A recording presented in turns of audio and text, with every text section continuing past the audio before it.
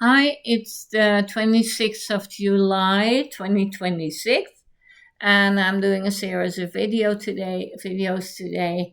And in this one, I want to talk about the wonderful opportunities we have today. Because if you look at the news, the whole world is going to shit. There's a huge escalation of the war in Iran, which will probably lead to huge, very high oil and gas prices, which will result in an economic depression and make life a lot harder for all of us and create more war because everybody's scrambling to get what they can get.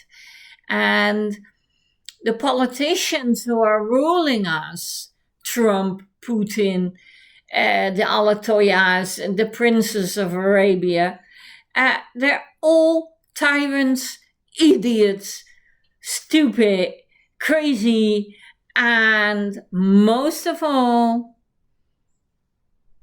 just plain greedy. So there's a lot of stuff which is wrong with the world. But right now, I want to talk about how fortunate we are that today, we live in a world where we can solve all our problems because we have the technology. 2, where we can feed, house, educate, and offer medical services to every person of the planet. We have reached a level of wealth and assets and number of factories and progress that we have enough in this world to give everybody what they need. And this has never happened. In the history of mankind, there has always been scarcity. There has always been wars, people fighting each other for scarce resources. There was never enough. And there were always people going without and being hungry and starving because there was not enough food, resources, and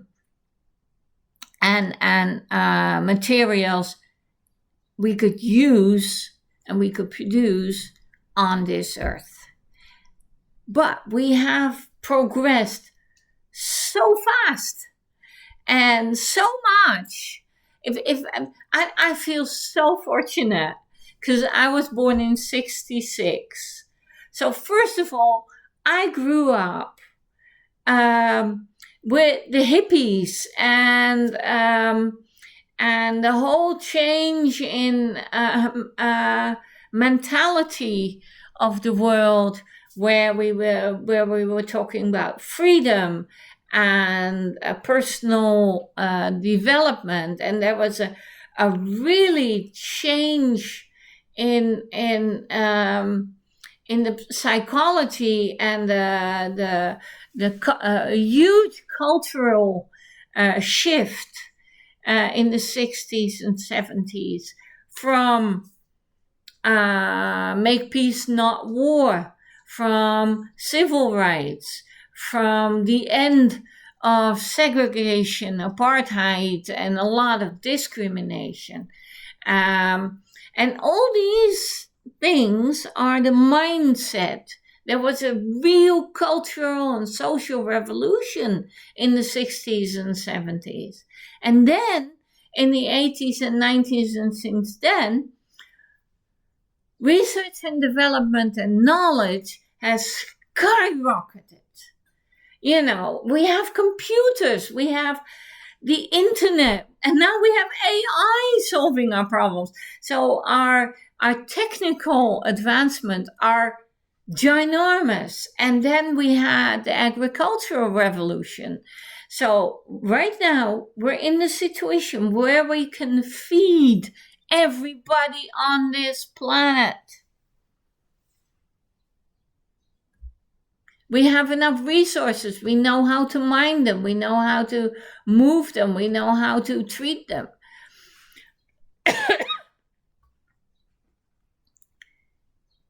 This is just an amazing time. And it gives us the opportunity. It gives us the opportunity to take this whole world, because we're globalization and we're all with the internet and all the information and all the knowledge and all the interrelated economies and cultural exchanges. We can now talk about not a country, but the world and the world population and policies for world peace and world prosperity. And that is the first time in human history we can do that. And it's amazing. I'm just, you know, I just want to get on with it. I'm really, you know, chomping at the bit. Let's get this done. So we have enough to feed for everybody's basic need. Food, housing, education, healthcare. We have enough for everybody's basic need. And now you ask me, yeah, but what about the shanty towns, the homeless, the people starving? Well, that is not because of scarcity. For the first time in human history, it's not that there's not enough. The problem now is that it's not equally divided. You have Musk, who has $1 trillion, and then 20 million people in India starving. You know, that is not, that is out of balance. So it's not that we do not have enough. The problem is we're out of balance. Well, that's easy to fix. You know, any child can tell you, well, you take from the rich and you give to the poor, and then, you know, you level it out, and everybody can have their basic needs. And then maybe there are people who are going to say, oh, you're an optimist, this is your utopia, you're not being realistic.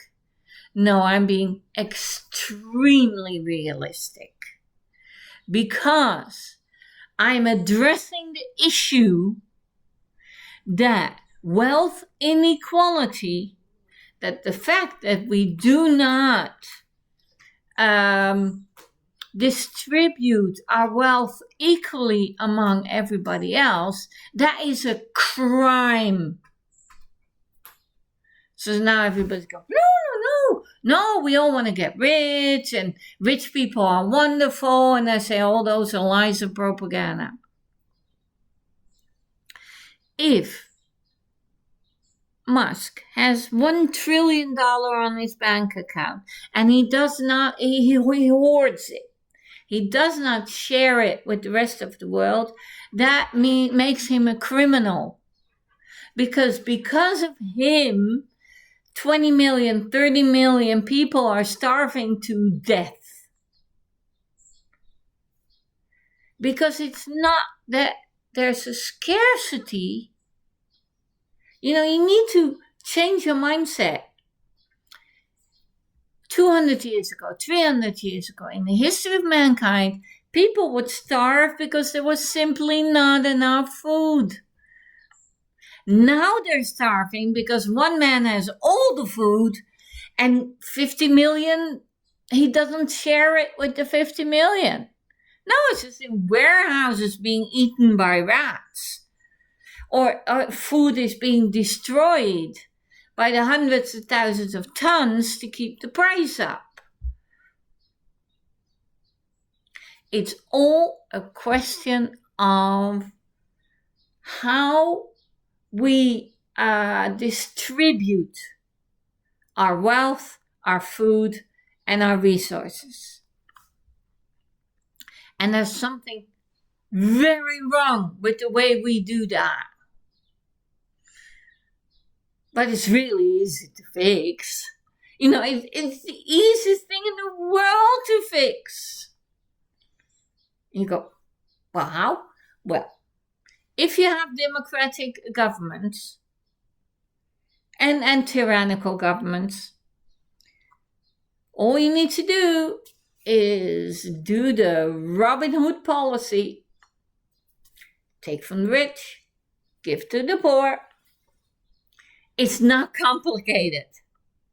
Whenever somebody says it's complicated, it means I don't want to change because I'm doing fine. And of course, the rich in the big companies, they're saying, oh, I'm doing fine, And then they simply do not give a shit about 20 million, 50 million people starving to death. I wish I could take all those dead bodies and dump it in the front yard of their huge mansion. So they know that the fact that they own and live in this huge mansion has consequences. The fact that they have so much means they have taken it from other people who now have nothing. Who are not dying just from starvation, but also from lack of health care. Or because they're forced as slave labor to work in very unsafe mines in the Congo, so we can have very cheap iPhones. So basically, our problem is not that there are not enough researchers. There are. That there's not enough food. There is. That we don't have the technology. We do. We have everything except the will to make it happen. What is the majority in the rich countries doing? Well, look at America. They're cutting back on aid to poor countries because they don't want to share their wealth, especially the rich. Because in America, you have a K-shaped economy. The rich have everything and a huge amounts of poor people who are starving and living on the streets. Even within one country, you can see what is going wrong. And it's really easy to fix. I call it the Robin Hood tax law. Take from the rich, give to the poor. And all we have to do, the silent majority in the rich countries, but also in the poor countries, doesn't matter, because in India, there are 100 million, 200 million people who do not have access not just to clean water, but to toilet facilities and sewage systems. All those rich people, they go in their air-conditioned cars because if they walk out onto the streets, it's full of shit of people who have to shit on the pavement because they do not have access to a toilet. That is the insanity of the fact that there is so much wealth inequality on this planet. It's not just within the United States. It's within every country. Like Saudi Arabia, you have a very rich upper oligarchy. The princes of Arabia and their friends. It's about 10% who own 90% or 100% of all the assets, the oil, the companies, etc. And then you have 90% of the people. Well, there is some sort of middle class. They made a calculation. If you have the support of 30% of the population, then you will stay in power. So it's a 10% oligarchy, then it's 20% middle class, and then 70% poor. And when I say poor, I mean either no housing, no food, no healthcare, no education. That is poor. And and about at least 50% of the world's population is poor. And they're living from paycheck to paycheck, or begging on the streets, or being forced into prostitution, or being forced into slavery in mines and unhealthy working conditions, and just a whole lot of misery and suffering. And it is all unnecessary, because for the first time in humanity's history, we have enough for everybody. But like Gandhi said, this planet has enough for everybody's need, but we will never have enough for everybody's greed. So, we need to change our mindset from we have enough for everybody and stop thinking about, no, there's never enough, so it's okay if there are people starving. No, people are starving because other people have too much.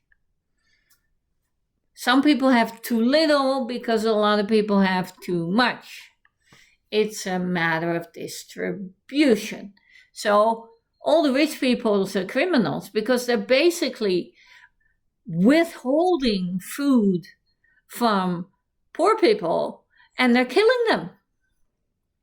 And these rich people live in, and when I say rich people, I mean really rich people. I don't mean people who own $1 million or have a pension fund of 500,000 or who own a house which has inflated to $1 million. No, when I talk about rich people, I talk about the top 10%, the top 1%. These people start off at 100 million, 200 million, billion, trillion. We're talking about these kinds of people who have yachts which are 100 meters long and which cost 100 million to build. And those 100 million is taken from people who are starving. Taking from not building hospitals in India or Africa. And I actually think it's ironic because right now Trump is cutting all the support for poor countries, also on the medical level. And that only costs a couple of 100 million. And he's got that while he is spending 800 billion more on the military, the army, and weapons. Think about that. He is upping the military budget with 800 billion. 800 billion. And he's cutting aid to poor countries and poor people for 300 million. But the effect on these poor people is ginormous. And to come to the irony of the thing, there's another outbreak of Ebola in the Congo and in Africa. And because all the funding has stopped, they're not doing much to contain the problem. And pretty soon, because they're not containing the problem, they're isolating, they're not treating the patients, they're not making sure that anybody who's infected is in quarantine. People are not in quarantine because there's no money to to keep them in quarantine because of the budget cuts.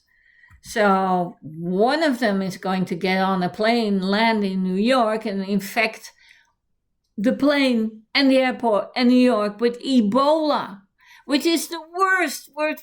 It has an unstoppable death rate of 30 to 40%. People will start dropping like flies. There's nothing you can do about it. Once you have it, I think it's even more than 50% who will die. The mortality rate is enormous. It's an airborne virus, so it's highly volatile. If just one person with Ebola lands in New York, forget it. You're having like a medieval plague situation. And why is that happening? Because the Ebola patients are not being treated in Africa. They're not being quarantined. There's no medical help for these people.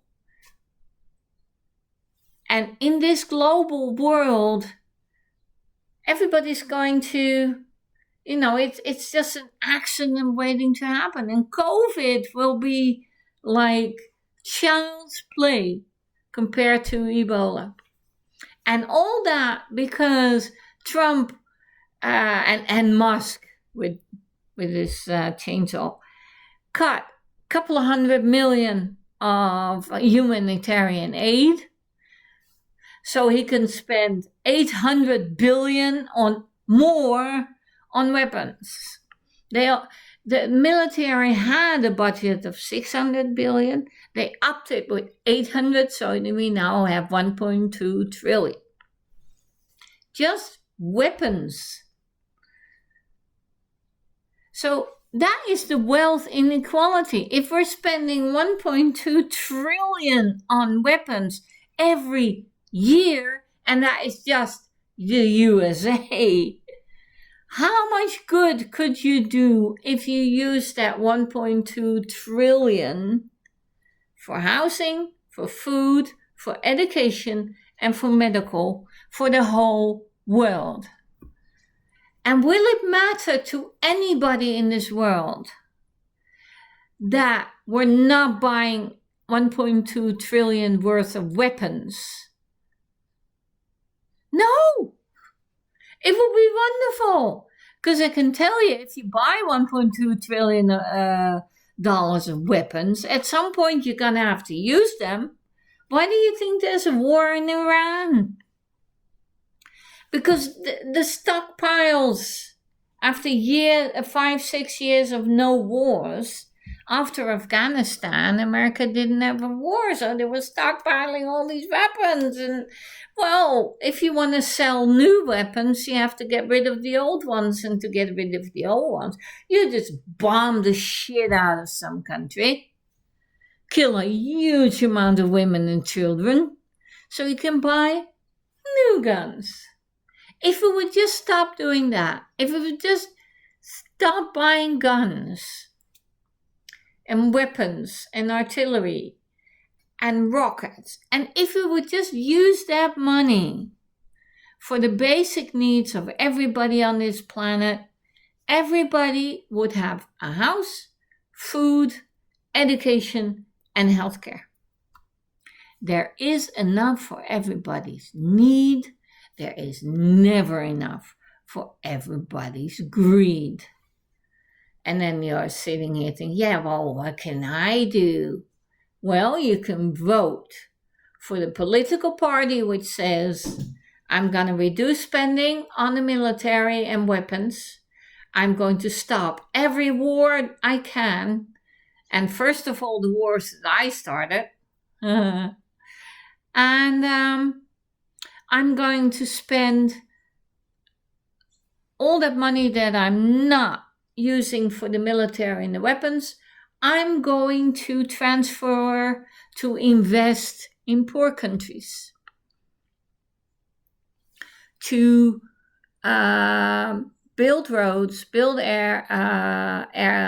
airports, and rail, and help farmers produce food, and help with technical stuff, and set up hospitals, and train doctors, and train teachers, etc., etc. We could have the whole of Africa at the level of a second world country in 2 years. The 1.2 trillion from the United States, the 1 trillion from Musk. Oh yeah, let's Robin Hood Musk. Oh, I can't wait to send him a tax bill. Just vote for the political party who will do that. And they say, yeah, whoa, who? Well, there's some Democratic politicians who want to do just that. Well, Bernie Sanders. I don't agree with everything he said, but he's Robin Hood. So I would go on, if everybody, the silent majority, just starts saying, I want Robin Hood politicians. Not Mad King George or Mad King Donald. I don't want racist and warmongers and baby killers who throw bombs on Iranian women and children and primary schools. No, I want Robin Hood politicians. And if they present themselves and doesn't even give a shit whether it's Democrat or Republican. If you say, I'm a Robin Hood politician, I will take from the rich and I will give to the poor, then I will vote for you. And if enough people make that clear, then the Robin Hood politicians are going to run for office because they think, oh, I have a chance of winning. If I run on a Robin Hood platform, I'm going to win. Well, there are enough people who want to become a senator or a congressman or a president. And if they know they have your vote, if they give you a Robin Hood platform, they will present themselves, they will advertise, and they will say, vote for me, I'm Robin Hood. And if you do that, we could change this whole thing in 1 year. Nothing lasts forever, especially in politics. Vote for Robin Hood.